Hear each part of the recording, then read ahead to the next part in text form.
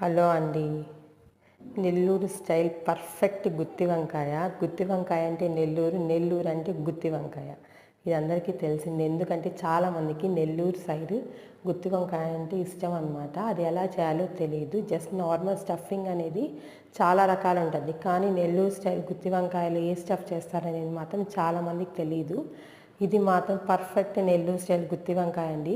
మీకు ఎవరికైనా రెసిపీ కావాలంటే మాత్రము తప్పక కామెంట్ చేయండి. అలాగే మీ ఇంటి గంటతో పాటు మా ఛానల్ గంటను మోగించండి. Please subscribe my channel. Like చేయడం మాత్రం మర్చిపోవద్దు. ఇద్దండి గుత్తి వంకాయలోకి కాంబినేషన్ ఏంటంటే పప్పు.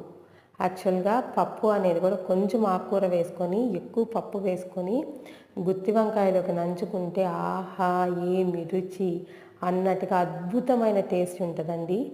నిజంగా ఒక్కసారి మాత్రం గుత్తి వంకాయతో పప్పుకూర మాత్రం ట్రై చేయడం మాత్రం మర్చిపోవద్దు.